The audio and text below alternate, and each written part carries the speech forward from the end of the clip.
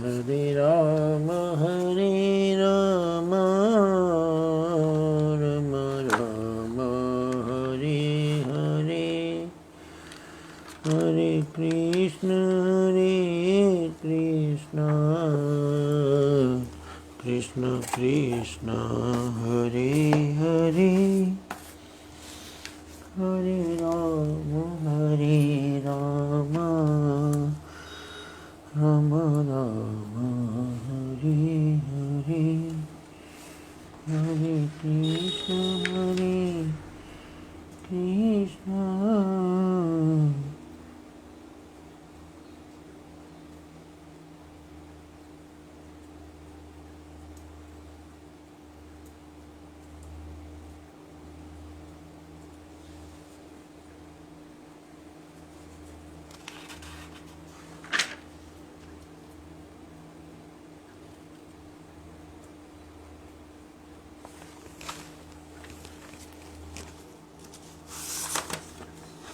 राम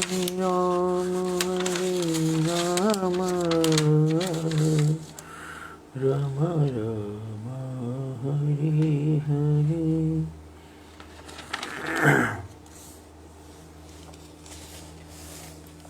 जय द्वारिकाधीश, जय द्वारिकाधीश। आ जाओ सब लोग, फिर शुरू करूँ।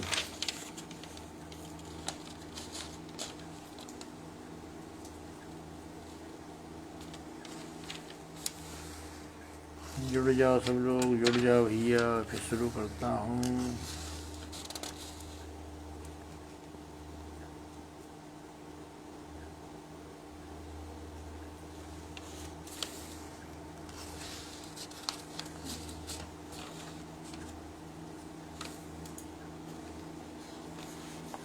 जुड़ जाइए सब लोग, सुनने वाले आ जाओ फिर, ताकि एक साथ शुरू करता हूँ।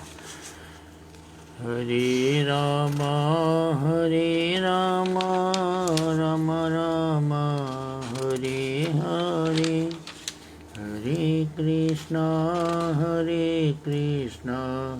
कृष्ण कृष्ण हरे हरे, हरे राम राम राम हरे हरे, हरे कृष्णा कृष्ण कृष्ण हरे हरे, हरे राम राम राम हरे हरे, हरे कृष्णा कृष्ण कृष्ण हरे हरे, हरे राम राम राम हरे हरे, हरे कृष्णा कृष्ण कृष्ण हरे हरे, हरे राम राम राम हरे हरे। चलो अच्छा, बोलो द्वारिकाधीश भगवान की जय। शुरू करते हैं अपने। सभी को जय द्वारिकाधीश, जय श्री राम। कौन सा अध्याय है आज, बताओ भैया भगतगण। आज कौन सा अध्याय है? आज है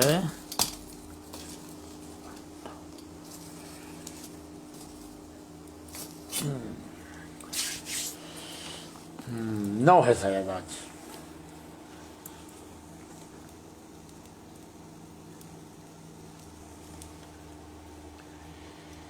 जय द्वारिकाधीश, जय द्वारिकाधीश, जय श्री राम।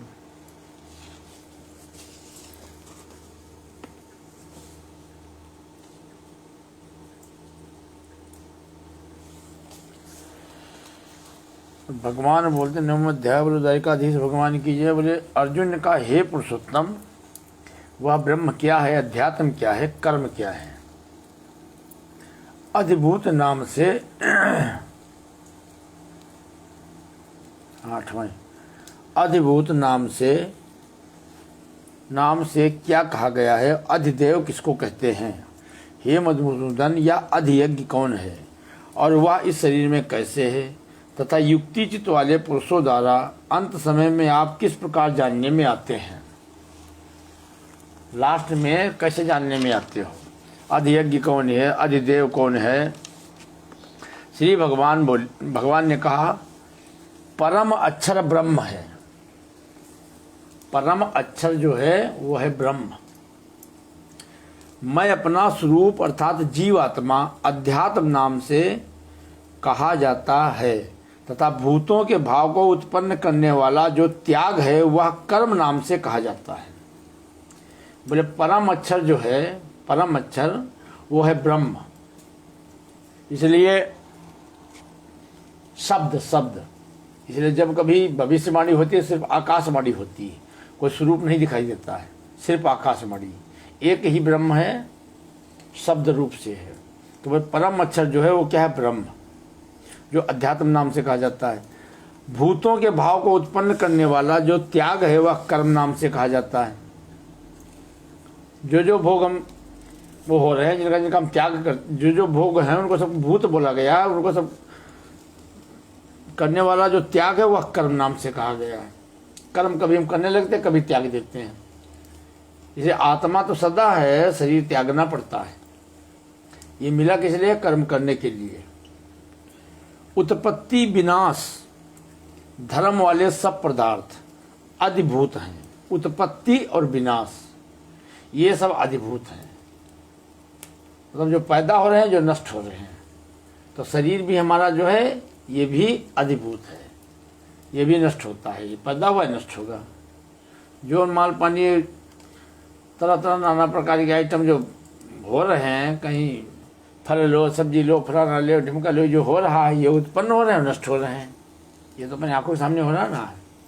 ठीक ऐसे ही वो उत्पन्न भी होंगे, नष्ट भी हो जाएंगे। चाहे उनको तुम खा लो तो भी नष्ट होंगे, नहीं खाओगे तो भी नष्ट हो जाएंगे। इसलिए अगर उनको हम खाते हैं, जो खाते हैं ना, तो समझ लो जिसके लिए वो उत्पन्न हुए हैं, जो उनका उद्देश्य है उन वस्तुओं का, वो समझ लो पूरा हुआ। उसी के लिए वो उत्पन्न हुए। उनको खा करके ये शरीर जो है ना, इस शरीर को हम पालेंगे। हमारा उद्देश्य क्या है, ईश्वर की प्राप्ति। हमको उतना ही खाना है, हमको गाड़ी में डीजल उतना ही डालना है जितने किलोमीटर में जाना है, ज़्यादा ओवर नहीं करना है, नहीं तो फिर स्टार्ट नहीं होगी। इसे उतना ही डालना है जितना हमको जानना है। ये जितनी जड़ चीज़ें हैं ये हमारे शरीर में जाती हैं, शरीर को चलाती हैं, ठीक पावर देंगी। उसके बाद हमारा शरीर जो है ये कर्म करेगा, संसार में रह के कर्म करेगा, और जितने कर्म करेगा उतने आत्मा का उत्थान होगा, मतलब ऊपर उठेगी। जितना भी हम धर्म करेंगे, तप करेंगे, राम राम जपेंगे, उतना ही हमारे नंबर आएंगे। और जितना जलवा काटेंगे उतने हमारे नंबर नीचे जाएंगे। बस ये खूब गांठे में बांध लेना हर प्रकार से। फिर बोले उत्पत्ति बिना धर्म वाले सब पदार्थ अधिभूत है। हिरण्यमय पुरुष अधिदेव है। और हे देहधारियों में श्रेष्ठ अर्जुन, इस शरीर में वासुदेव ही अंतर्यामी रूप से अधियज्ञ है। वासुदेव ही अंतर्यामी रूप से अधियज्ञ है। अब वासुदेव वाली बात जो है ये रहेगी गुप्त, अधियज्ञ वाली। जो पुरुष अंत काल में मुझको ही स्मरण करता हुआ शरीर को त्याग कर जाता है वह मेरे साक्षात स्वरूप को प्राप्त होता है, इसमें कुछ भी संशय नहीं है। मतलब मरते समय जो भगवान का नाम लेता है, उनका स्मरण करता है, याद करता है, वो सीधे ईश्वर के पास पहुंच जाता है। अब तुम इस चक्कर में मत पड़ जाना कि हम ही पहुंच जाएंगे। ऐसे मत सोच लेना। मतलब ये तो शॉर्टकट तरीका सुन लिया ना। लोग बता रहे अपने क्या मरते समय नाम ले लेंगे। अभी तो संसार का जलवा काटो, जो भी करना है, मरते समय जो है अंत में भगवान का नाम ले लेंगे, गाड़ी पार हो गई। ये तो बहुत अच्छा भगवान ने बताया। आदमी हमेशा जो है, जैसे कहीं पहाड़ चढ़ना हो तो शॉर्टकट ढूंढा करता है कि नहीं जल्दी पहुंचे। ऐसे भगवान के पास भी जाने के लिए शॉर्टकट ही ढूंढा करता है। शॉर्टकट से कैसे काम चल जाए, कि हमारे सुख में कोई दिक्कत ना आए, हमारे भोग में कोई परिवर्तन ना हो, कुछ त्यागना न पड़े, कोई सुख न छोड़ना पड़े किसी प्रकार का। भोग सुख त्याग में कोई परिवर्तन नहीं आना चाहिए, हमको ईश्वर भी मिल जाए, हमको ईश्वर भी मिल जाए। इसलिए ऐसे जो मनुष्य हैं वो शॉर्टकट जो है वो ढूंढा करते हैं। तो ये समझ लेना, ये मत सोच लेना कि अंत काल में हमको ईश्वर याद आएगा, किसी भी कीमत पे नहीं आएगा। क्योंकि जब हम निरंतर जपेंगे, जब निरंतर हम याद करेंगे, निरंतर जब हम याद करेंगे, निरंतर जब हम जपेंगे, तब लास्ट में आएगा। अगर हमने जवानी में 50 किलो की बोरी उठा रहा हूँ तो बुढ़ापा पे 100 की उम्र हो जाएगी ना, फिर भी वो बोरी उठेगी। अगर कभी नहीं उठाए हो तो लास्ट में बोरी तो बहुत दूर रही, तुम खुद नहीं उठ पाओगे, बोरी तो आगे की बात जाने दो, व्यक्ति नहीं उठ पाएगा। वजन उठाना बहुत बड़ी बात है। तो जिसका जिसमें प्रेम होता है, जिसका जिसमें प्रेम होता है, वो उसको उसकी याद स्वतः आती रहती है। भले वो मिले चाहे न मिले, वो अलग की बात है, पर याद जरूर आएगी। जय द्वारिकाधीश रवि सिंह जी, जय द्वारिकाधीश। याद जरूर आती रहती है, मुलाकात हो चाहे न हो। ऐसे ही प्रेम, इसी का नाम, प्रेम में वियोग जरूर होता है। प्रेम प्रमाणित तभी होगा जब उसका वियोग होगा। जब तक वियोग के बगैर प्रेम प्रमाणित हो रहे, जैसे राधा कृष्ण, सीता राम, दशरथ राम, कैकेयी कौशल्या राम, चाहे जो समझ लो, कहीं भी देख लो।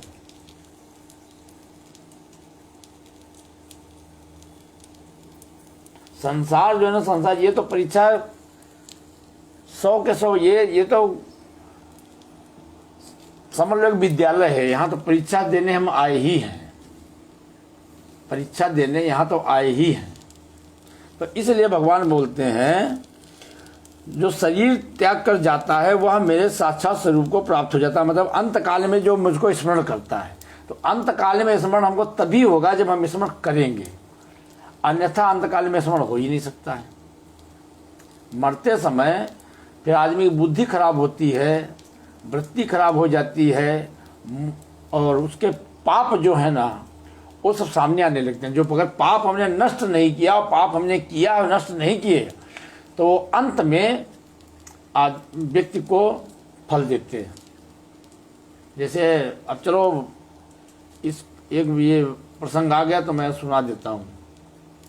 दशरथ जी ने 6 बार बोला था, राम राम कहि राम कहि राम राम कहि राम, तनु परिहरि रघुबर बिरहा भूप गयो सुरधाम। कितनी बार बोला था? 6 बार।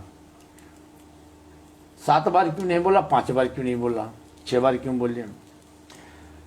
तो इसकी एक प्रसंग आता है। राजा दशरथ जब नौजवान थे, राजकुमार, तो उनको शब्दभेदी बाण चलाना आता था। शब्दभेदी बाण चलाना उनको आता था। तो शिकार करने गए।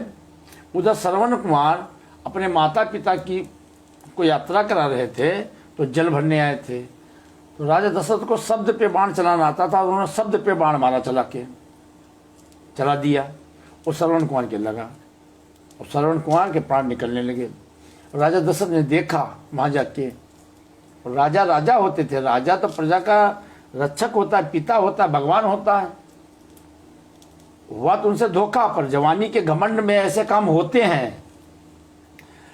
तो श्रवण कुमार ने उनसे क्या बोला? श्रवण कुमार क्या बोले कि ये जल मैं तो तुमको माफ करता हूँ, ये जल मेरे पिता माता पिता वहाँ प्यासे बैठे उनको पिला देना, ये जल मेरे माता पिता को पिला देना। राजा दशरथ जो थे निर्वंशी, उनके कोई संतान नहीं थी, उनके कोई संतान भी नहीं थी। तो इतना कह के उन्होंने प्राण त्याग दिए।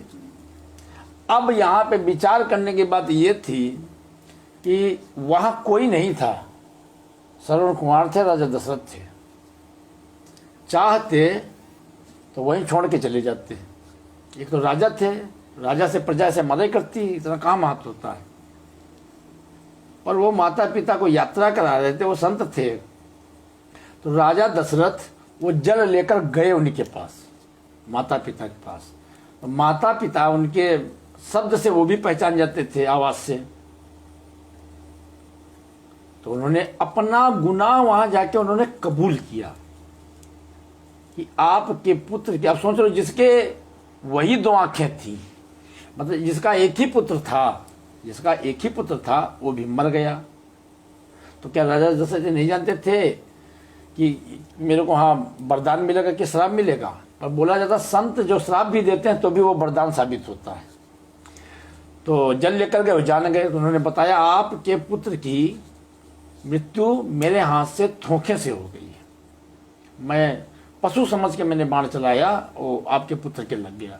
तो उन्होंने उस वियोग में प्राण भी दे दिए और ये श्राप भी दिया कि जिस समय तुम्हारा अंत समय आएगा उस समय तुम्हारी भी संतान तुम्हारे पास नहीं होगी, तुम भी उसी के लिए तड़प तड़प के मरोगे, तड़प तड़प के मरोगे। तो ये इनको श्राप हो गया। अब एक बाण और उससे हत्या कितनी हुई? 3। एक बाण हत्या कितनी हुई? 3 लोग मरे। इधर एक वरदान कैकेयी का, वैसे तो 2 थे, एक के लिए भरत के लिए राज और दूसरा राम के लिए वनवास। तो राम को वनवास, तो भरत को राज देने के लिए तो राजा दशरथ वैसे भी तैयार थे कि राम भरत में कोई अंतर ही नहीं, भरत से हम तो छोटे बड़े के हिसाब से दे रहे थे। तो इधर एक वरदान की वजह से एक वरदान था ऐसा जिसकी वजह से 3 लोगों की आहुति चढ़ानी पड़ती थी। मतलब उस समय वन जो है समझ लो मृत्यु दंड से भयानक होता था। एक बाण से 3 मृत्यु, एक वरदान से 3। तो 3 बार उन्होंने अंत समय में वो पाप उनको दिखाई पड़ा। अंत समय में जो लोग बोलते हैं ना ऐसा कुछ नहीं होता, ये रामचरितमानस जो है, पूरी रामचरितमानस एक ऐसा विज्ञान है और सब कुछ हमारे मतलब सब कुछ मनुष्य से ही जुड़ा है, सब कुछ। तो क्या बता रहे थे, 3 बार बोलते हैं राम राम कहने से पाप कटता है। तो 3 बार तो उनके लिए बोला, श्रवण कुमार, उनके माता पिता, 3 बार तो उनके लिए उनसे क्षमा मांगी और 3 बार इनसे मांगी, राम लक्ष्मण सीता से 3 बार इनके लिए राम राम बोले। क्यों? ये भी निर्दोष थे। वरदान तुमको देना था कैकेयी को और लेना था कैकेयी को, देना था दशरथ को। तो बीच में को जो तीसरे की आहुति में कैसे चढ़ा देंगे? यहाँ तो कर्म अपना अपना है ना। पर धर्म जो है परीक्षा लेता है। एक तरफ सत्य है, एक तरफ सत्य है, सत्य धर्म, एक तरफ मोह है, पुत्र मोह। अगर धर्म की रक्षा करना है, तो मोह को मारना पड़ेगा। अगर धर्म की रक्षा करना है तो बीच में, ऐसा नहीं, बीच में व्यक्ति, परीक्षा भी कब ली जाती? बीच में जब व्यक्ति पहुंचता है। यह युद्ध जब बिल्कुल फिट हो गया तब भगवान कृष्ण ने कर्ण को बता दिया तुम कुंती के पुत्र हो, और जबकि पांडवों से कर्ण बहुत विरोध करते थे। इस प्रसंग में नहीं जाएंगे, एक उदाहरण तरीके बताते हैं। तो कहने का मतलब ये है, उन्होंने तो अब उनकी राज्य में भी वो रहते थे, जय श्री राम मिश्रा जी, उनकी राज्य में भी रहते थे, श्रवण कुमार, उनके माता पिता। तो जहां संत जो है समाज के लिए अपना जीवन तक दांव पे लगा देते हैं। यदि किसी ने अपनी हड्डियां तक दान में दे दी तो उस इनकी उत्पत्ति राम लक्ष्मण भरत शत्रुघ्न की उन्हीं से हुई है। अगर ये तो निर्वंशित, अगर संत वचन कटता नहीं है, किसी कीमत में नहीं कट सकता। अगर वो श्राप न देते तो संतानें नहीं होती, अगर श्राप नहीं देते तो संतान भी नहीं होती। इसलिए कहा है कि ये हम न सोचें, हमको कर्म और कुकर्म का मतलब कर्मों का ज्ञान नहीं है। किसी भी कर्म हमसे हो रहे हैं, जैसे बोले नदियां बहने को ही अपना धर्म मानती हैं, उथल पुथल जाकर सब समुद्र में गुजर देती हैं। ऐसे मनुष्य संसारी जीवन जी रहा, उसी को धर्म मान के सब कुछ संसार में ही नष्ट कर देता है। तो ये संसार जो है पाप का सागर, इसमें कोई नहीं बच सकता, कोई भी नहीं। और इसमें सब पाप है, कुछ पाप नहीं है। इसमें सब कुछ पाप है और कुछ पाप नहीं है। एक चींटी मारने का भी पाप लगेगा, लाखों गाय मारने का भी पाप नहीं लगेगा। शरण भगवान की मतलब है शरणागति जो ईश्वर की है। तो इसलिए जिस कार्य के लिए हम आए हैं, जिस काम के लिए मनुष्य का जन्म हुआ है, अगर वो दृष्टि में रखता है तो उसका सब पाप नष्ट हो जाता है। इसलिए बोलते हैं, ये मैं अपने ज्ञान से बता रहा हूं, अपनी बुद्धि से, कि दो पक्ष जो होते थे, राम और परशुराम जिसको बोलते हैं। ज्ञान का मतलब होता था जो ज्ञानी तपस्वी लोग होते थे, वो होते थे, और ज्ञानी तपस्वी और समाज की रक्षा करने वाला राजा महाराजा, ये त्रेता युग और सतयुग में होते थे। ये भोगी नहीं होते थे, ये भोगी नहीं, सब सतयुग में। सतयुग मतलब ये भोग से ऊपर उठ के होते थे। और द्वापर और कलयुग ये पापमय संसार, इसमें पाप ही होगा, इसमें सांसारिक जीवन जी, क्योंकि बिना पाप के धर्म हो ही नहीं सकता है। धर्म करने के लिए भी पाप करना पड़ता है। महत्व क्या रखता, महत्व सिर्फ इतना रखता है कि पाप अगर हमसे 1000 रुपये हुआ है, तो पाप अगर हमसे 1000 रुपये हो रहा है और धर्म हमसे 200 रुपये हो रहा है, तो हम घाटे में जा रहे हैं। पाप हमसे अगर 100 रुपये हो रहा है, धर्म हमसे 1000 रुपये हो रहा है, तो 900 रुपये फायदे में है। बस ये ध्यान रखना है। तो पाप मतलब राम राम करके पाप नष्ट होते हैं, राम राम करके। तो अंत काल में, जैसे भगवान यहाँ बोलते हैं गीता में, वही मैं प्रसंग सुना रहा था कि अंत काल में जो पुरुष अंत काल में भी मुझको स्मरण करता हुआ शरीर को त्याग कर जाता है, वह मेरे साक्षात स्वरूप को प्राप्त हो जाता है। तो अंत काल में भगवान को हम तभी याद आएंगे जब हम निरंतर करेंगे, तब। ऐसे आ ही नहीं सकते हैं, ऐसे आएगा ही नहीं। ऐसे तो हमारे पर मोह माया ममता लोभ, उस समय जब प्राण निकलते हैं ना, तो मोह और भयंकर छा जाता है, उसे दिखाई नहीं पड़ता है, बुद्धि नहीं काम करती, जबान बंद हो जाती है, बोल नहीं व्यक्ति पाता। नहीं देखते हैं हम मरने वाले व्यक्ति की आवाज खाली इशारा करता, गूं गूं गूं करता है, तो पाप दबा लेता है, वो बोलने ही नहीं देगा।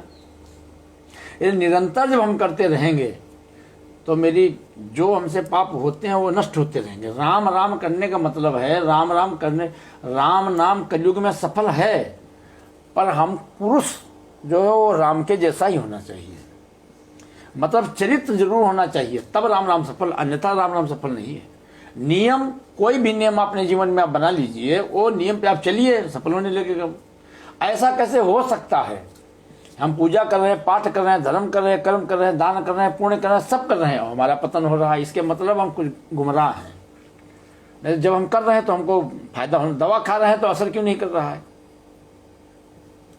दवा खा रहे हैं, युग कोई नहीं, युग चारों, जैसे 4 अवस्था हमारे शरीर के अंदर है, ऐसे 4 युग हमारे अंदर है, हमेशा है। जिस युग में हम रहना चाहें, जिस युग में हम रहना चाहें, वो युग पहले आपके हृदय में, फिर आपके घर में, फिर गांव में, फिर नगर में, फिर शहर, पूरी दुनिया में हो जाता है।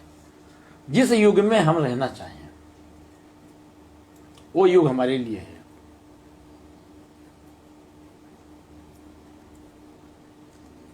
वो युग हमारे लिए है। फिर बोलते हैं, हे कुंती पुत्र अर्जुन, यह मनुष्य अंत काल में जिस जिस भाव को स्मरण करता हुआ शरीर का त्याग करता है, उसको ही प्राप्त होता है, क्योंकि वह सदा उसी भाव से भावित रहा है। अब ये दूसरी बात आ गई, अब ये दूसरी बात आ गई कि जिस चीज को हम अपने मन में बसाएंगे,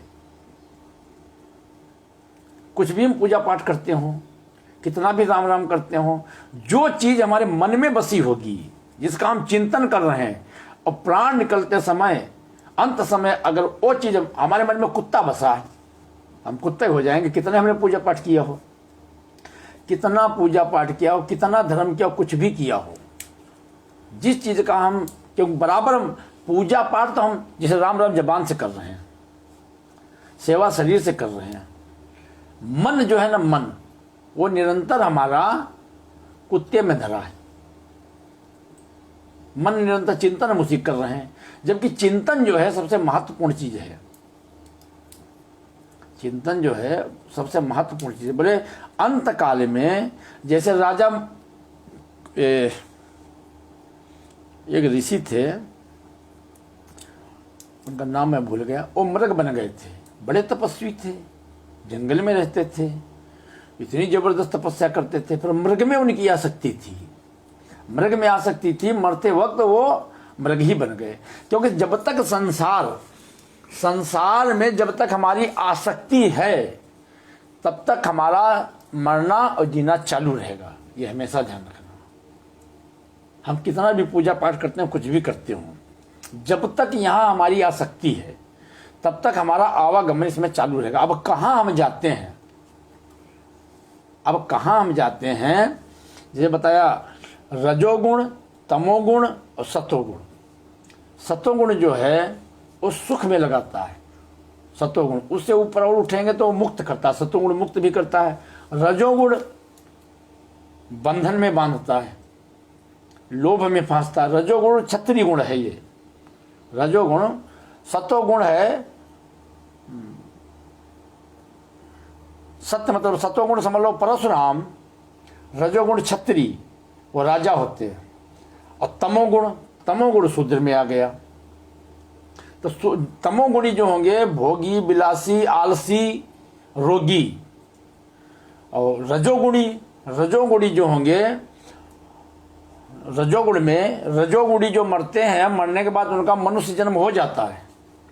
सतोगुणी मुक्त होते हैं, जो हर भोग छोड़ देगा, सतोगुण में पहुंच जाएगा, वो तो मुक्त हो सकता है। रजोगुणी जो व्यक्ति मरता है उसका जन्म होगा मनुष्य का, मनुष्य हो जाएगा। तमोगुणी भोजन जो करने वाले हैं, नाना प्रकार के जो दाल चावल सब्जी रोटी में उड़ा रहे हैं ना, ये सब कीट पशु पक्षी में ही जाते हैं, ये तमोगुणी भोजन। इसलिए निरंतर ये भोजन नहीं है। अब हम कोई सोचे कि ये हम खाएंगे नहीं तो क्या खाएंगे, ये नहीं खाएंगे, क्योंकि भोजन मेरा आहार है, भोजन मेरा आहार है, भोजन वो मेरा आहार है। जिस कर्म के लिए हम आए, जिसमें हम लगे पड़े निरंतर हैं, ये मोह की वजह से।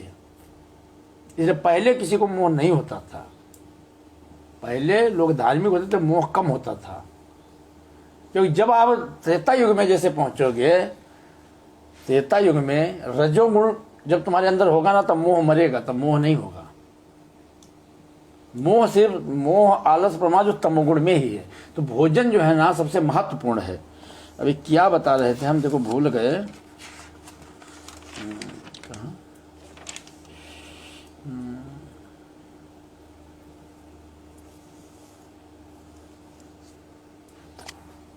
आज भोजन का कोई मतलब नहीं। चाहे कोई भी कुछ भी खा रहा है, कोई भी,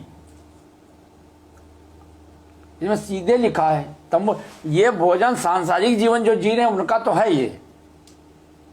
इसलिए जो उसमें बोला एकलव्य को उसमें गुरुकुल में नहीं रखा, शिक्षा नहीं दिया उनको, कर्ण को द्रोणाचार्य ने शिक्षा नहीं दिया। वहां से क्षत्रियों को, क्षत्रिय ब्राह्मण शिक्षा लेते थे।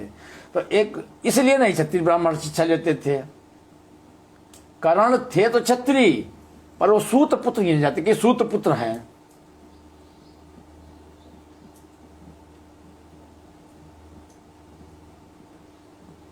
मरने से पहले किस भाव को मन में रखते हैं वही हम आगे होंगे। हाँ, क्योंकि मरने के समय जो अंत समय में जिस भाव को, जैसे भीष्म पितामह में प्राण त्यागा था तो ओम शब्द करके उन्होंने प्राण का त्याग किया था।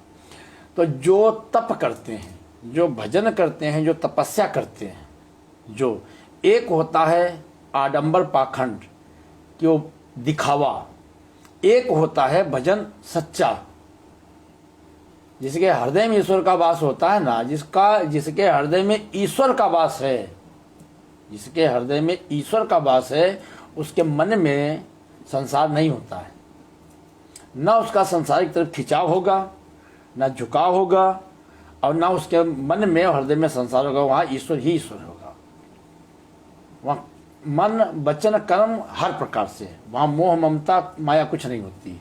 वहाँ ईश्वर ही ईश्वर होता है। ये जो भजन करते चलते हैं, तो अंत समय में ऐसे हम सोचते हैं, तो अंत में तभी हमको आएगा ऐसे आ नहीं सकता जब हम निरंतर याद करेंगे। जब निरंतर हम याद करेंगे ईश्वर की, निरंतर जब हम याद करते रहेंगे, भजन करते रहेंगे और तपस्या करते रहेंगे, निरंतर याद, तो उसका मतलब ये प्रभाव होगा, तुमको दिखाई पड़ेगा सामने। जब संसार से तुम्हारी आसक्ति खत्म होने लगे, जब संसार से आसक्ति तुमको खुद पता चलने लगे, आसक्ति खत्म हो लेंगे, तो समझ लो तुम मुक्ति के द्वार पे पहुंच रहे हो। ऐसे मुक्त कोई नहीं होता है, खाली मुक्ति बातों की चल रही है। जब तक इन 3 गुणों के ऊपर नहीं उठोगे तो मुक्त होने का सवाल ही नहीं उठता है। गाय मारकर कुत्ते को खिलाने का जो धर्म जो नौटंकी लोग बनाते हैं, अधोगति में पहुंचाते हैं, गुमराह करके दुर्गति को पहुंचा देते हैं, थोड़े बहुत लोभ लालच के चक्कर में, ऐसे मुक्ति खेल तमाशा नहीं। मुक्त कोई बिरला होता है, सब नहीं हो पाते हैं, बिरला। जैसे गीता में सबसे पहले दिया था, कितने रिश्ते हैं? भाई बहन, बहनोई, चाचा, काका, दादा, मामा, नाना, ये 10-15 रिश्ते हैं। ये 10-15 रिश्ते हैं, इनमें जो भी 10-12-15 इनमें मनुष्य बंधा है। ठीक, पूरे भारत में करोड़ों की जनसंख्या है, पता नहीं कितनी होगी, 1 करोड़ कितना है पता नहीं मेरे को, इतनी है। हम बंधे कितने हैं? बस इन रिश्तों में बंधे हैं। ठीक, इनको भी अगर हम उसी में मिला दे, संसार में किसी को कोई मरे, कोई पैदा हो, कोई शादी हो, कोई ब्याह हो, कोई लेना देना नहीं, पर हमसे जिनका कांटेक्ट है वहां लेना देना हो जाएगा। वहां दुख भी होगा, सुख है तो सुख, दुख है तो दुख, वहां बंधन है। अगर ये भी हम 10 रिश्ते उसी में मिला दें, फिर हम मुक्त। इसलिए भगवान पहले वृंदावन, वहां छोड़े गोकुल, वो छोड़े मथुरा, वो छोड़े द्वारिका, मतलब निरंतर छोड़ते रहे। ना कोई उनके बगैर वृंदावन में रह सकता, ना उनके बगैर कोई मथुरा में रह सकता था, ना उनके बगैर कोई गोकुल में रह सकता था, ना उनके बगैर कोई द्वारिका में रह सकता था। ठीक, रह कोई नहीं सकता था, पर रहे सब। इसलिए गाड़ी किसी के पीछे नहीं चलती, ये संसार है, निरंतर चलता रहेगा। ये इसको तुम अपना माने बैठे हो कि हम इसको चला रहे हैं, कोई कुछ नहीं चला रहा, ये तो निरंतर चल रहा है, ये चलता रहेगा। तुम हो तो भी चलेगा, तुम नहीं हो तो भी चलेगा, क्योंकि तुम अपने हाथ में हो ही नहीं। तुम अपने हाथ में हो ही नहीं, तुम्हारा भी तो पता नहीं कि रोज डेली हमको मृत्यु आती, निंद्रा ही मृत्यु है। हम कब सोए? जब उठे तब पता लगा कुत्ता बिल्ली बन गए। जाना नहीं, मरने वाला भी तो बिल्कुल कोमा में जाता, उसको कुछ नहीं पता चलता है।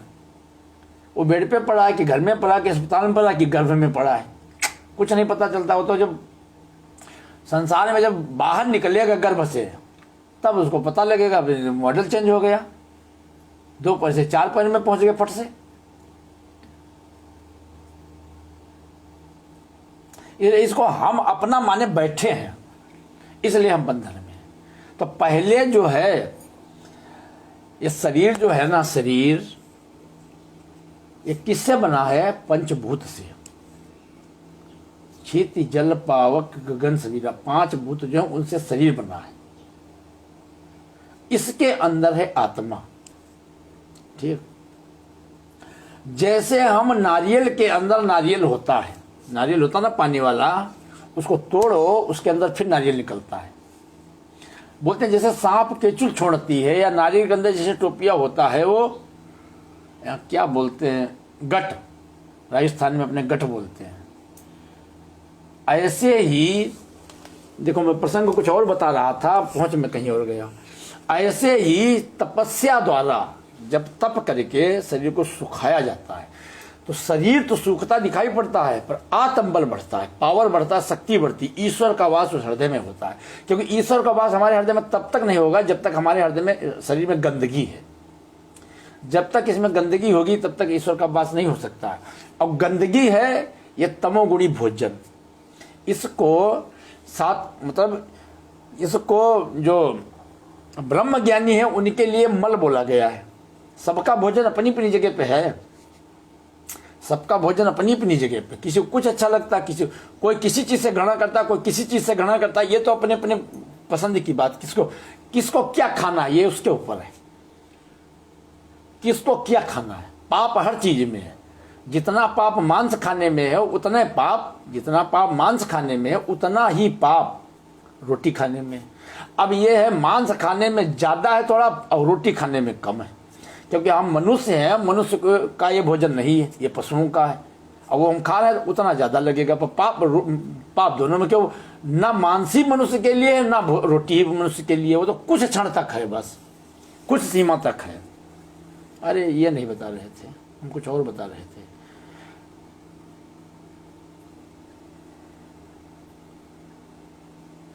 हाँ, बने हिरण बने थे। तो वहां ये बताया था, जब कर्ण जब सीखने आए थे गुरुकुल में, कर्ण जब शिक्षा लेने आए थे तो सूत पुत्र थे। द्रोणाचार्य को मालूम था कि ये राजकुमार सब क्षत्रिय हैं, ये सब अपनी इंद्रियों को जीत सकते हैं, ये सब अपनी इंद्रियों को, ये कुल वंश इसी को बोलते हैं। ये नौटंकी कुछ नहीं होती, कुल वंश, कुल वंश इसी को बोलते हैं, इसी का नाम है कुल वंश। सूर्य कुल के सूर्य कुल जो बोलते हैं, है तो हर मनुष्य, है तो हर व्यक्ति सूर्य कुल का, पर जो अपने आप को उतना ऊंचा उठा ले जाए, जितना, जैसे अरबपति की संतान अरबपति ही होगी, अरबपति की संतान जो है वो अरबपति ही होगी। ऐसे ही कुल वंश का हिसाब था कि ये क्षत्रिय है, ये सब जीतेंद्री थे और ये अपनी इंद्रियों को जीते हुए हैं, ये जीत लेंगे। और ये सूत पुत्र है, ये सूत पुत्र हैं, खाने सोने भोग विलासी उसकी संतान है। ये किसी को थोड़ा नहीं मालूम था, कर्ण को बहते हुए मिले थे तो सभी जानते थे सूत पुत्र हैं, उनको सब सूत पुत्र जानते थे। ये खाए बगैर रहेगा नहीं, ये खाए बगैर रहेगा कि नहीं, और ये सब हैं जितने, पर ये हैं सब बालक। ठीक, एक के व्यक्ति, आज भी ऐसा है, एक व्यक्ति की वजह से ये 10 बच्चे जो हैं बर्बाद हो जाएंगे। जैसे एक किसी स्कूल में सब अच्छे बच्चे पढ़ते हो, उसमें कोई पुड़िया खाने वाला पहुंच जाए तो उसको निकाल फेंक दिया जाता है कि नहीं, इसके चक्कर में बर्बाद हो जाएंगे, इसलिए उनको नहीं रखा था। तो पहले गुरुकुल में रखा जाता था, वहाँ जितेंद्रिय बनाया जाता था। वहाँ वो पहले मैंने उस दिन बोला था कि पहले बच्चे को दूध, फिर चावल, फिर धीरे धीरे दाल, फिर धीरे धीरे रोटी, धीरे धीरे उसको दिया जाता है। अगर छोटे बच्चे से कोई तपस्या कराए तो मर जाएगा कि नहीं मर जाएगा, इसलिए पहले धीरे धीरे जितना ही बच्चा पुष्ट होता जाता है उतना वजन चीज उसको खिलाई जाती है। फिर जैसे धीरे धीरे ऊपर को चढ़ाया जाता है, जब नव युवक हो जाते हैं 16-18 साल के, 20 साल के, फिर वो जब गुरुकुल जाते थे फिर उनको वैसे धीरे धीरे उतारा जाता था नीचे को। तो अन्न ही तो पाप है, अन्न जो है यही तो सर्वनाश करता है व्यक्ति का, यही तो विनाश करता है, यही रोग लाता है, यही पाप में ले जाता है, यही अधोगत ले जाता है। तो उसको धीरे फिर वैसे उतारा जाता था नीचे, उतार के ऐसा उतारते। अभी तो लोग सोचते हैं ना कि खाए बगैर, खाने पीने वाला सिस्टम ही यहाँ नहीं है। हिंदू खाने वाले नहीं होते थे, खाने वाले हैं मुसलमान, क्योंकि जो खाएगा वो स्त्री में जरूर जाएगा, जो खाएगा वो स्त्री भोग भोगे बगैर नहीं रह सकता है। इसलिए भोगी सिर्फ जो होते थे ये मुसलमान होते थे, भोगी हिंदू नहीं होते थे। हिंदू सब चरित्रवान होते थे, हिंदू जो होते थे, हिंदू उसी को बोला है। तो जब उनको इंद्रियों को जिता के ब्रह्म ज्ञान की प्राप्ति करा दी जाती थी, तब उनका ब्याह होता था, तब उनको पता चलता था कि शक्ति क्या है। तो भोग नहीं होता था, इसीलिए बोला इस पृथ्वी में मैं सुगंध हूं। भगवान ने गीता में बोला पृथ्वी में मैं सुगंध हूं, सुगंध। उपभोग था, भोग नहीं था, उपभोग।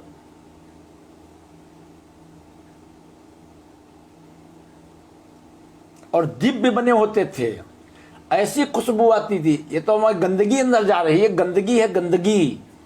ये सिर्फ पशुओं के लिए होता था, बस मनुष्य के लिए। इसलिए बड़े बड़े राजा महाराजा थे, वो क्या करते थे, प्याऊ बाग, जल पीने, सराय प्याऊ बाग, 3 ही चीज, कि तब भ्रमण होता था। सब धार्मिक लोग होते थे तो भ्रमण करते थे, पापियों से भ्रमण नहीं होता है।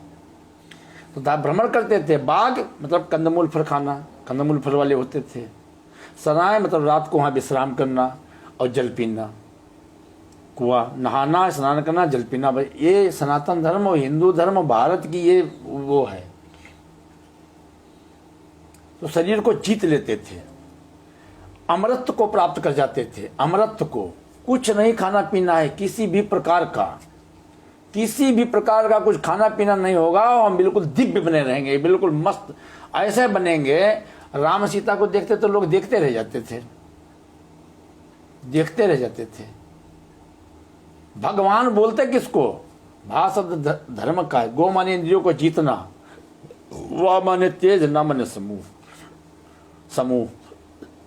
भगवती जो भोगों को अपने जीते, भा गो माने इंद्रियां, अपने भोग को कंट्रोल करे, भोग न भोगे, वा माने तेज, उसको बोलते हैं भगवती।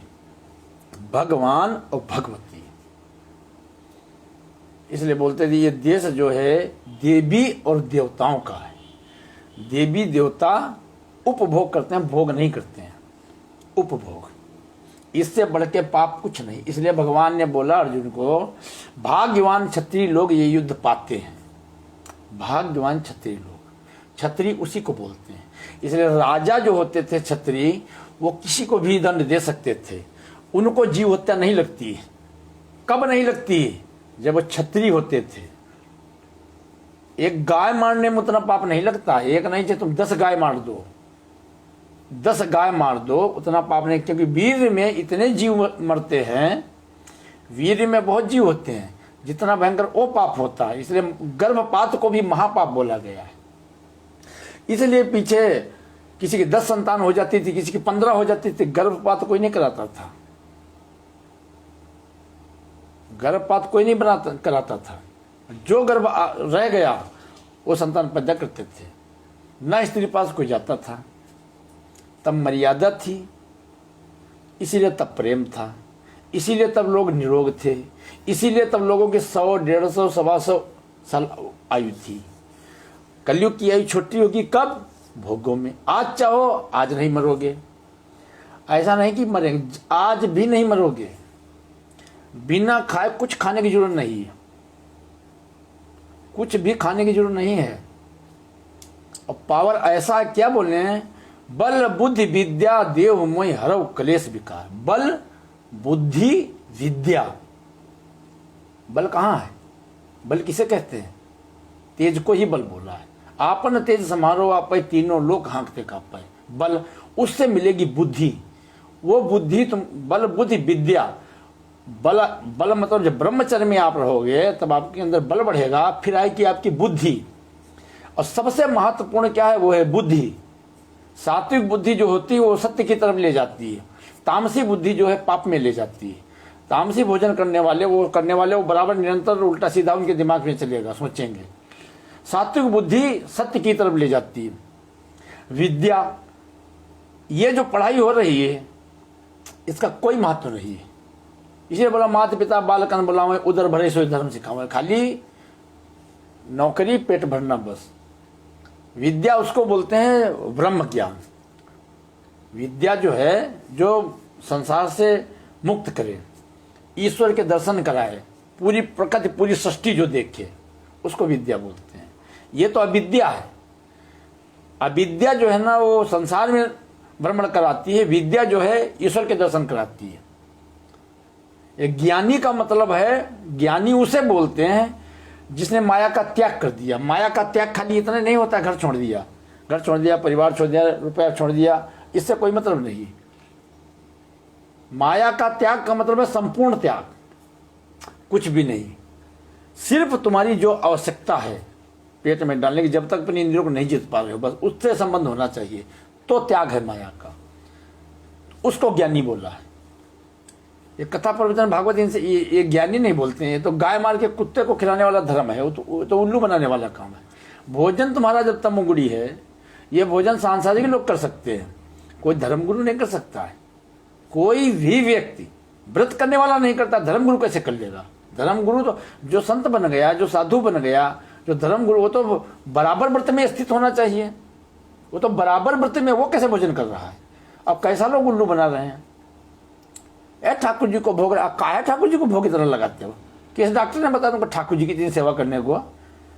ठाकुर जी कभी नहीं खाए, कंदे मूल खा के रह गए, जमीन में सोए, कुछ पे सोए, नंगे पैर चले, वो ठाकुर जी की प्रेम नहीं दिखाई पड़ता है। ये ठाकुर जी से प्रेम नहीं करना है। ठाकुर जी को खिला दो और 12 से 4 तक सुला दो, और तुम भी खराटे चालू रखो, आवाज टन टन टन टन घंटी बजाओ, फिर बनाओ खाओ, फिर सो जाओ, बस यही निरंतर चलते रहो बस। सबसे बड़ी पहचान भोजन से ही होती है। हर व्यक्ति हर भोजन हर व्यक्ति नहीं करता है। बड़े बड़े राजा महाराजाओं के जो समाज होते थे वहाँ उसी से, क्योंकि जो भोजन करेगा, भोजन करने वाले को ही पापी बोला गया है। भोजन करने वाले जो भोजन करेगा वो भोग में जरूर जाएगा।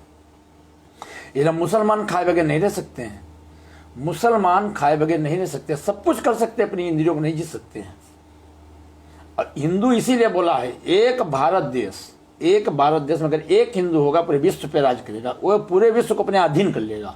अगर एक भी हिंदू हुआ, ये कितनी बड़ी भी फौज हो, कितने भी जंगल में कितने जानवर होते हैं, सब पे शासन कौन करता? एक सिंह।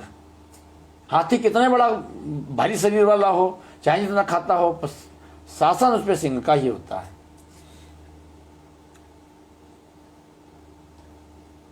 मेरी बातें समझ में आ रही हैं? बातें कुछ समझ में आ रही हैं? तो इसलिए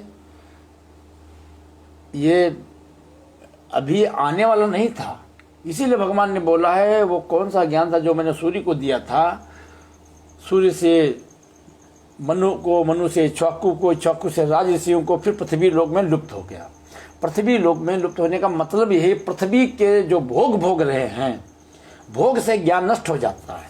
ये तो रचा हुआ ज्ञान चल रहा है। ज्ञान क्या, किसी भी आप यहाँ छोटे से लेकर आप शंकराचार्य का प्रवचन सुनना चाहिए, शंकराचार्य का तक, तो उनका प्रवचन क्या है? श्लोक बोलना, कोई भी ज्ञानी हो श्लोक बोल के उसका भावार्थ बता देना, ये कोई ज्ञान है? इसको ज्ञान नहीं बोलते हैं। श्लोक बोल के उसका भावार्थ बता देना, इसको ज्ञान नहीं बोलते हैं। ज्ञान का मतलब है जैसे भी 50 औरतें, 50 आदमी या 500 या 1000 लोग बैठे प्रवचन सुन रहे हैं, ठीक। अब वो रात दिन उनसे पाप हो रहा है, हम उनको श्लोक सुना रहे हैं। अरे भाई, उनको ये सुनाओ कौन सा कर्म करना है, कौन सा नहीं करना है। उनको ये नहीं ज्ञान है कि हमको क्या करना है, क्या नहीं करना है। जब उनको ये ज्ञान होगा कि एक कर्म हम करेंगे तो हमारी ये गति होगी, मतलब दिखाया जाता है स्पष्ट रूप से कि अगर बलात्कार करोगे तो फांसी हो सकती है, और नहीं फांसी होगी तो आजीवन कारावास। अगर शुद्ध रहोगे तो स्त्री भी मिलेगी, भोग भी भोगोगे, संतान भी पैदा करोगे और मान सम्मान भी होगा। अब बता तेरे को कौन सा रास्ता चुनना है। ऐसे दोनों दिखाए जाते हैं, क्या सही और क्या गलत, ऐसे दिखाया जाता है। तो अब कैंसर हुआ पड़ा है और तुम पेट पे मलहम लगा रहे हो, पेट पे मलहम लगा रहे हो, वो मरेगा कि बचेगा? कैंसर तो अंदर है, मलहम ऊपर थोड़ी ना काम करेगा। तो यहां इस लोग क्या काम करेंगे? वहां इस लोग नहीं काम, इस लोग हमारे लिए हैं, इस लोग देवताओं के लिए हैं। संस्कृत देव भाषा है, जो देव तत्व को ब्राह्मण संत ब्राह्मण जो भी हैं, जो मतलब धर्म क्षेत्र में है, वो आपस में इस लोग से संवाद करें। उनके लिए इस लोग हैं, इनको सुनाने के लिए इस लोग नहीं। इनको संसार में डूबने नहीं देना है खाली, बस इनको ऐसा ज्ञान हमको देना है, ऐसा हमको दिखाना है। पाप से जो है, पाप वो सिर्फ तप से, ज्ञान ही पाप से व्यक्ति को रोकता है। ज्ञान, जैसे हमसे ऊंचे भगवान हमारी रक्षा कर रहे हैं, हमारी रक्षा कौन कर रहा है? ईश्वर। और तुमसे ज्यादा ज्ञान हमको है, तो वो हमारी रक्षा कर रहे हैं, हमसे कुछ नहीं ले रहे हैं। वो ईश्वर हमारी रक्षा कर रहा है, हमारी इच्छा पूरी करता है, हमारी रक्षा करता है, वो हमसे कुछ नहीं लेता है। तो हमारा भी धर्म है, हमसे जो नीचे हैं हम भी उनकी रक्षा करें, हम भी उनको बचाएं, क्योंकि धर्म हमेशा निष्काम है, परहित। वहां धर्म में जहां स्वार्थ आ जाएगा वो धर्म वही नष्ट हो जाता है। तो ये श्लोक कैसे काम करेगा? अगर धर्म है, इतना धर्म के नाम पे व्यापारी, तो इतना धर्म बढ़ता तो अब तक तो पता नहीं क्या होता। लोगों का पतन होता चला जा रहा है, लोग मतलब फिर भी नहीं सुधर रहे हैं। पब्लिक तो ठीक है, पब्लिक का हिसाब किताब ऐसा होता है, पब्लिक जिससे परेशान है, दुखी है, कर्म उससे गलत हो रहे हैं, कर्म गलत हो रहे हैं, कर्म गलत हो रहे हैं, तो गलत होंगे तो फल भी गलत मिलेगा। फल गलत मिलेगा तो दुखी परेशान होगा, दुखी परेशान होगा तो कहाँ जाएगा? जाएगा तो कोई भगवान के पास, मंदिर में, साधु महात्मा के पास, कहीं जहाँ ज्ञान की आशा होगी वहीं तो जाएगा। वो बगुला हुआ पहले से टांग उठाए बैठा है, एक तो पहले से दुखी था, और जबकि पब्लिक के लिए भी ये होता, संत के पास सिर्फ एक ही कारण से जाया जाता है, बस ईश्वर की प्राप्ति के लिए, बस। इसलिए बोला जाता था संसार में जब तक रहना है तब तक सिर्फ सांसारिक कर्म ही तुम्हारा धर्म है, कर्म ही तुम्हारी पूजा। कोई मंदिर मंदिर किसी रामायण गीता भागवत से कोई लेना देना नहीं है। कुछ मत देखो, सिर्फ कर्मों पे ध्यान दो। कर्म हमसे कोई गलत ना हो, किसी का बुरा ना हो, किसी को हम लूटे ना, किसी का दुख न दें। हो सके मानो धर्म के हिसाब से, मानो परहित के लिए तो करते चलें, जो हमारे बस का है वो हम करते चलें। जब तुमको ईश्वर चाहिए हो, जब तुमको पूजा पाठ करना है तो ऐसे करो, शुद्ध करो जिसका फल मिले। जब तुमको ईश्वर चाहिए हो, जब तुमको मुक्ति करना है, ईश्वर चाहिए, तब छोड़ संसार, और मतलब मुड़कर नहीं देखना, तब रात दिन बिल्कुल उसी में लगे रहो। तो वहां संत महात्मा होते थे। त्रेता युग कहाँ है? त्रेता युग वन में होता है। त्रेता युग कभी महलों में, गाड़ी में, एसियों में नहीं होता है, ये दिमाग से निकाल देना बिल्कुल। त्रेता का मतलब है वनवास। वनवास का मतलब है भोगों का नाश। किसी प्रकार का भोग नहीं भोग सकते हो, सो नहीं सकते हो, कुछ खा नहीं सकते हो। ऐसे भगवान नहीं होते। भगवान बनने के के लिए तरबा का पसीना जो है चुटिया से निकलने लगता, गंगा टुर बहने लगती है। ध्यान रखना, ये उल्लू बनाने का जो काम बने। भगवान बैठे, शाम को कथा सुनाऊंगा भगवानों की क्या दशा होती है। ये सब कुकुर बनते हैं, सब कुत्ता बनते हैं। कुत्ता, कोई बिना पूंछ वाला, कोई पूंछ वाला, सब भौंकते हैं। सीधे लिखा है, सब भौंकते हैं। जितने जो व्यक्ति, लिखा है सर्वश्रेष्ठ व्यक्ति जैसे जैसे आचरण करता है, समाज उसका ही अनुसरण करके उसके पीछे पीछे चल देता है। तो हम इतने क्यों अंधे हैं? अगर समाज का पतन हो रहा है, अगर समाज का विनाश हो रहा है, उत्तरदायी कौन है? उसके उत्तरदायी हम ही हैं, दूसरा कोई नहीं हो सकता है। जब स्पष्ट गीता बोलती है, गीता में स्पष्ट लिखा है, जो विशेष व्यक्ति करेगा, सर्वश्रेष्ठ व्यक्ति जैसे जैसा आचरण करेगा, उसी का अनुसरण पीछे वाले करके उसी वैसा ही अनुसरण, वैसा वो चल पड़ेंगे। तो इसके मतलब समाज का अगर सर्वनाश हो रहा है, इसके मतलब हमसे ऊपर वाले जो सर्वश्रेष्ठ बैठे हैं वो सब पाखंडी, एक तरफ से सब गलत ही कर रहे हैं। ऊपर वाले गलत कर रहे हैं तभी तो नीचे वाले कर रहे हैं। अगर ऊपर वाले सही होंगे तो नीचे वाले कैसे नहीं सही होंगे? अब बिल्कुल 101% सही बात है।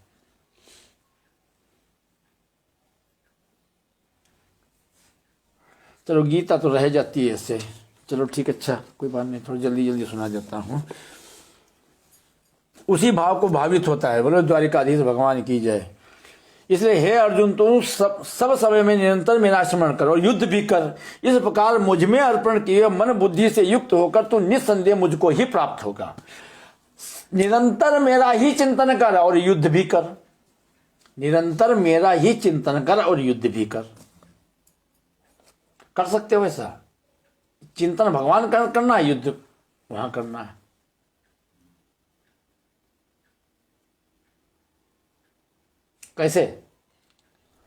कैसे किया जा सकता है? ऐसे युद्ध भी करना, निरंतर चिंतन भी करना। अब मान लीजिए, अरे उदाहरण तरीके बताते हैं, कहीं तुम किसी रिश्तेदारी में जा रहे हो, बहन के यहाँ जा रहे हो, मामा के यहाँ, नाना, चाचा, काका, कुछ भी हो जिससे आप बहुत प्रेम करते हो, जिससे बहुत प्रेम हो, वहां आप जा रहे हो, गाड़ी चला रहे हो, ठीक हो, जा रहे हो, बहुत दिन बाद जा रहे हो।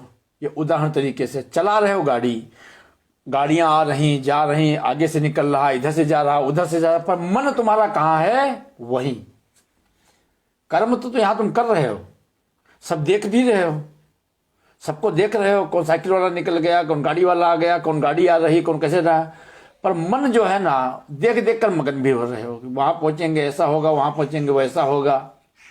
वो हो गया चिंतन, और ये हो गया युद्ध, योग कर्म करना। इसलिए भगवान बोलते हैं युद्ध भी कर, मेरा चिंतन करो तो युद्ध भी कर। इसलिए युद्ध जो है ये संसार है, ये युद्ध है, ये संसार। इसमें तुम कर्म करते जाओ और चिंतन भगवान का करते रहो। कर्म करते चलो। कर्म, जब आप भगवान का चिंतन करोगे, भगवान का चिंतन करते हुए जब आप कर्म करोगे, गलत मार्ग पे आप जा ही नहीं सकते हो। भगवान का चिंतन करते हुए जब कर्म करोगे, जय द्वारिकाधीश जी, तो गलत मार्ग पे जा नहीं सकते हो किसी भी कीमत पे, कि ईश्वर जाने नहीं देता। अरुण कुमार जी, जय द्वारिकाधीश, वो नहीं जाने देगा, क्योंकि धर्म पे जो चलता है उसको ईश्वर चलाता है। धर्म पे चलने वाले को ईश्वर चलाता है, मनमानी करने वाले की तरफ ईश्वर देखता नहीं। एक दिन मैंने बोला था, बैल जो होते हैं ना, बैल वो स्वामी के अधीन होते हैं, वो धर्म पे चलते हैं। सांड मनमानी करते हैं। बैल पूरी आयु जीते हैं, उनको जुकाम भी आता है ना, मच्छर भी लगता तो मालिक धुआं करता है। सांड के कीड़े पड़ जाते हैं, कोई निकालता नहीं है। बस इसलिए हमको मालिक के अंडर में ही रहना है। तो बोले निरंतर मुझको बुद्धि से युक्त हो तो निसंदेह मुझको ही प्राप्त होगा। हे पार्थ, यह नियम है कि परमेश्वर के ध्यान के अभ्यास रूप योग से युक्त दूसरी ओर न जाने वाले चित्त से निरंतर चिंतन करता हुआ मनुष्य परम प्रकाश रूप दिव्य पुरुष को अर्थात परमेश्वर को ही प्राप्त होता है। अभ्यास योग, अभ्यास करोगे ना, अभ्यास अपने आप स्वतः होने लगेगा। फिर बोले जो पुरुष सर्वज्ञ अनादि सबके नियंता सूक्ष्म से भी अति सूक्ष्म सबके धारण पोषण करने वाले अचिंत्य स्वरूप सूर्य के सदस्य नित्य चेतन स्वरूप और अविद्या से अति परे शुद्ध सच्चिदानंद घन परमेश्वर का स्मरण करता है, वह भक्ति युक्त पुरुष अंत काल में योग बल से भ्रुकुटी के मध्य में प्राणों को अच्छी प्रकार स्थापित करके फिर निश्चल मन से स्मरण करता हुआ उस दिव्य रूप परम पुरुष परमात्मा को ही प्राप्त होता है। यहां से निकलते हैं, ब्रह्मांड से भी निकलते हैं, किसी की आंखों से निकलते हैं, मलमूत्र की जगह से निकलते हैं। पाप जो करते हैं ना, ज्यादा पापी जो होते हैं उनके ऐसे निकलते हैं। फिर बोले वेदों के जानने वाले विद्वान जिस सच्चिदानंद घन परम पद को अविनाशी कहते हैं, आसक्ति रहित यत्नशील सन्यासी महात्मा जन जिसमें प्रवेश करते हैं और जिस परम पद को चाहने वाले ब्रह्मचारी लोग ब्रह्मचर्य का आचरण करते हैं, उस परम पद को मैं तेरे लिए संक्षेप से कहूंगा। अब किसको बोलते हैं? ब्रह्मचारी लोग ब्रह्मचर्य का पालन करते हैं, सन्यासी महात्मा जन। अरे महात्मा तो तभी होगा जब उसकी आत्मा महान होगी। महात्मा,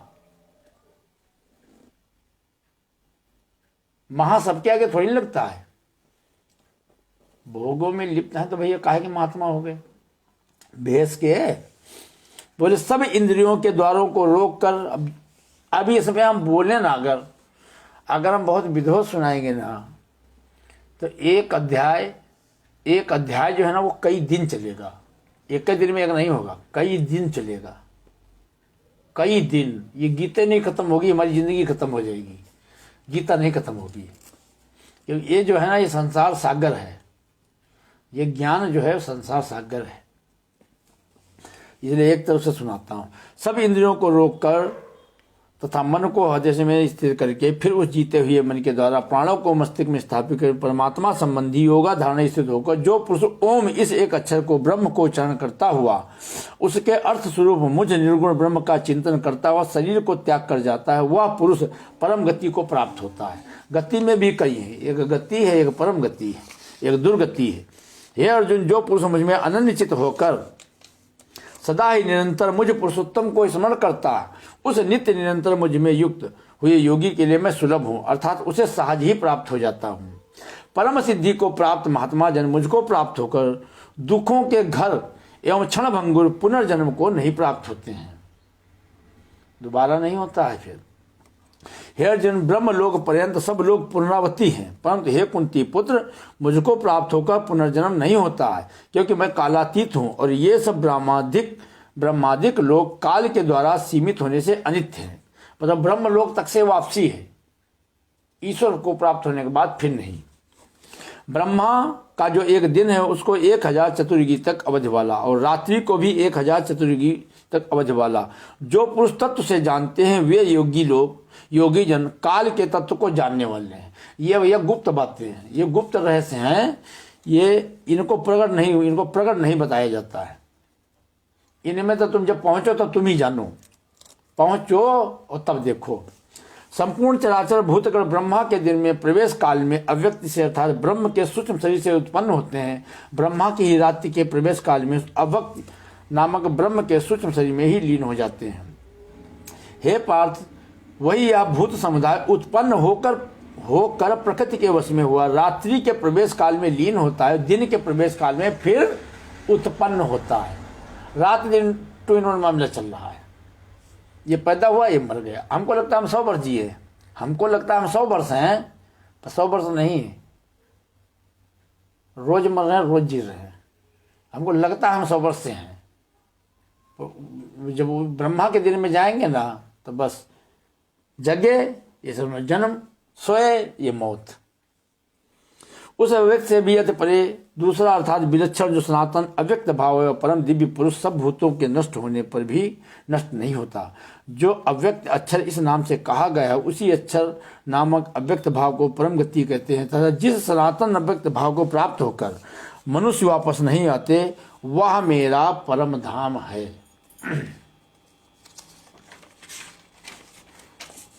हे पार्थ, जिस परमात्मा के अंतर्गत सर्वभूत हैं, जिस सच्चिदानंद परमात्मा से यह समस्त जगत परिपूर्ण है, वह सनातन अव्यक्त परम पुरुष तो अनन्य भक्ति से ही प्राप्त होने योग्य है। हे अर्जुन, जिस काल में शरीर त्याग कर गए हुए योगी जन तो वापस लौटने वाली गति को, और जिस काल में गए हुए वापस लौटने वाली गति को ही प्राप्त होते हैं, उस काल को अर्थात दोनों मार्गों को कहूँगा। जिस मार्ग में ज्योतिर्मय अग्नि अभिमानी देवता और दिन का अभिमानी देवता है, शुक्ल पक्ष का अभिमानी देवता है, उत्तरायण के 6 महीनों का अभिमानी देवता है, उस मार्ग में मरकर गए हुए ब्रह्मवेत्ता योगी जन उपरयुक्त देवताओं द्वारा क्रम से ले जाया जाकर ब्रह्म को प्राप्त होता है। जिस मार्ग में धूमाभिमानी देवता, रात्रि अभिमानी देवता तथा कृष्ण पक्ष का अभिमानी देवता और दक्षिणायन के 6 महीनों का अभिमानी देवता है, उस मार्ग पर मरकर गया हुआ सकाम कर्म करने वाले योगी उपरयुक्त देवताओं द्वारा कम से ले गया हुआ चंद्रमा की ज्योति को प्राप्त होकर स्वर्ग में अपने शुभ कर्मों का फल भोगकर वापस आता है। दक्षिणायन में मरने वाले वापस आते हैं, उत्तरायण में मरने वाले पार हो जाते हैं, मतलब स्वर्ग से वापसी हो जाती है। और भीष्म पितामह ने दक्षिणायन में अपने प्राण नहीं छोड़े, उत्तरायण का इंतजार करते रहे। इसका समझे मतलब, वो अपने प्राणों को रोके रहे। जैसे आयु तुम्हारी है, आयु जितनी तुम्हारी है उतने में तो तुम मरोगे ही। जैसे 100 वर्ष है तो 100 में मरोगे, 50 है 50 में मरोगे। अब 50 है, 40 है, 30 है, 20 है, कितनी हमारी आयु है, उसमें कौन सा पक्ष पड़ेगा? शुक्ल पक्ष पड़ रहा है कि कृष्ण पक्ष पड़ रहा है? कृष्ण पक्ष पड़ रहा है तो टप से पाप में चले जाओगे। इसलिए वो अपनी तपोबल से, भीष्म पितामह उनके अंदर तपोबल था, इसलिए उन्होंने अपने प्राणों को जब तक चाहते तब तक रोक सकते थे, जब तक चाहते तब तक जिंदा रह सकते थे। और भीष्म पितामह नहीं, हम भी जब तक चाहे तब तक रह सकते हैं, जब तक चाहें, जब इच्छा होगी तब जाएंगे। मरना किसे कहते हैं? जब इच्छा होगी तब जाएंगे। इसका नाम है सनातन धर्म। जब इच्छा होगी तब जाएंगे, इसका नाम सनातन धर्म है। जो तब था वो अब है। चलो इसमें तो क्या जानना, क्योंकि जगत के 2 प्रकार के शुक्ल और कृष्ण अर्थात देवयान और पितृयान सनातन माने गए हैं। इनमें एक के द्वारा गया हुआ जिससे वापस नहीं लौटना पड़ता उस परम गति को प्राप्त होता है, और दूसरे के द्वारा गया हुआ फिर वापस आता है अर्थात जन्म मृत्यु को प्राप्त होता है। हे पार्थ, इस प्रकार इन दोनों मार्गों को तत्व से जानकर कोई भी योगी मोहित नहीं होता। इस कारण हे अर्जुन, तू सब काल में समबुद्धि रूप योग से युक्त हो अर्थात निरंतर मेरी प्राप्ति के लिए साधन करने वाला हो। कैसे? समता ऐसे आ ही नहीं सकती, ऐसे समता नहीं आती है। समबुद्धि योग, समत्व योग में हो जाओ। समता ऐसे, समता तभी आएगी जब व्यक्ति ब्रह्म स्थिति में होगा। जब तक हृदय में ब्रह्म नहीं, तब तक उसके अंदर समता आ ही नहीं सकती। और जो इस स्थिति में पहुंच जाता है वो जब चाहे तब जाए। जय श्री राम भैया गोविंद जी। तो बोले योगी पुरुष इस रहस्य को तत्व से जानकर वेदों के पढ़ने में तथा यज्ञ तप और दान आदि के करने में जो पूर्ण फल कहा है उन सबको निसंदेह ही उल्लंघन कर जाता। योगी पुरुष इस रहस्य को तत्व से जानकर वेदों के पढ़ने में तथा यज्ञ तप और दानादि के करने में जो पूर्ण फल कहा है उन सबको निसंदेह उल्लंघन कर जाता है और सनातन परम पद को प्राप्त होता है। ये यज्ञ तप और दान इसके ऊपर भी वो बढ़ जाता है। इससे कोई वेद शास्त्र सब खत्म हो जाते हैं, इनसे कोई मतलब नहीं होता है। ताल तो हमको तब तक अच्छा लग रहा है जब समुंदर हम देख लेंगे, हमको ताल की क्या जरूरत है। समुंदर हमको मिल जाए फिर ताल की क्या चिंता है। बढ़न देव जाने तो तालाल, तो ठाकुर जी तो समुंदर हैं, वो मिल गए, बात पूरी।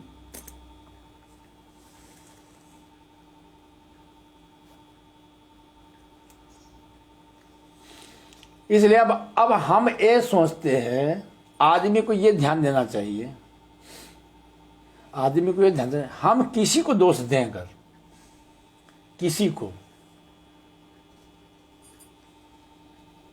तो किसी को दोष देने की जरूरत नहीं, हमको अपने आप को ही देखने की जरूरत है बस। लोगों को कैसे कैसे वीर पुरुष पैदा होते, कैसे कैसे सूर्यवीर पैदा होते, कैसे पैदा किए जाते थे, ये रक्षा की जाती थी। मोह की भाषा नहीं बोली जाती है, मोह से व्यक्ति का विनाश हो जाएगा, कायरता से देश गुलाम हो जाएगा, मनुष्य गुलाम हो जाएगा, कुल वंश नष्ट हो जाएगा। बनाया जाता था। कपटी मित्र न राखिए पेट बैठे बुधिले, आगे राह दिखाए के पीछे धक्का दे। मित्र जो है बोले कपटी नहीं होना चाहिए, सच्चा मित्र होना चाहिए। भले दोस्ती लेट हो, भले दोस्ती लेट हो, पर जो हो तो बिल्कुल पक्की हो।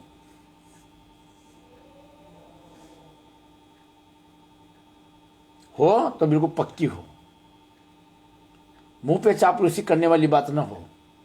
तो ऐसे गुरु मित्र माता पिता, ये 2 ही 4 संबंध हैं संसार में, बस ये रिश्ते महत्वपूर्ण हैं। इनमें मुंह देखा देखी नहीं चलती है। हम मुंह देखकर बोलेंगे तुम तो खत्म हो जाओगे, नष्ट हो जाएगा सब कुछ, मुंह नहीं।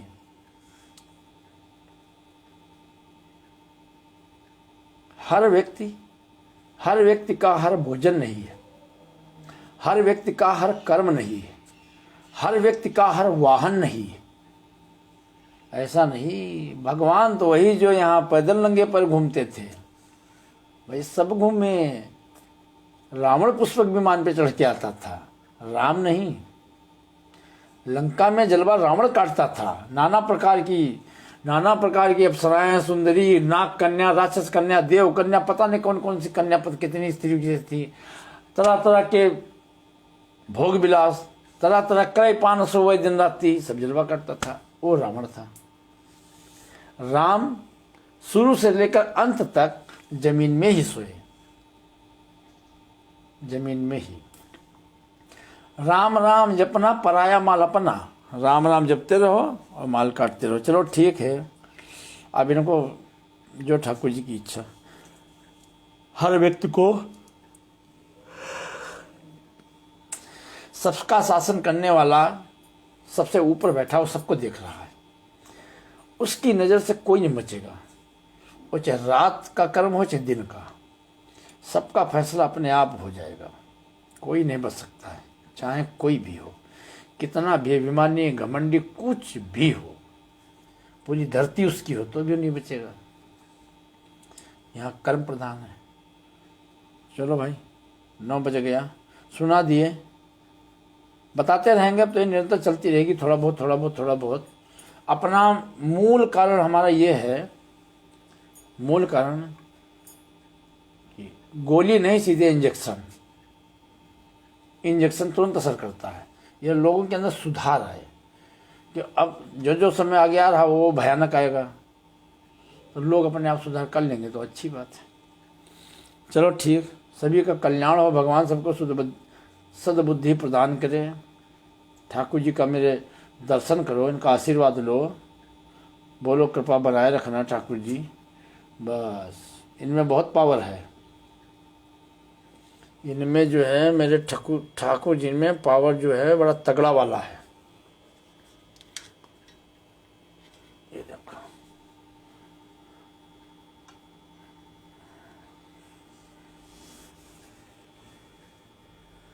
जिसकी तरफ देख के मुस्कुरा देंगे उसका काम हो जाएगा। बोलो द्वारिकाधीश भगवान की जय।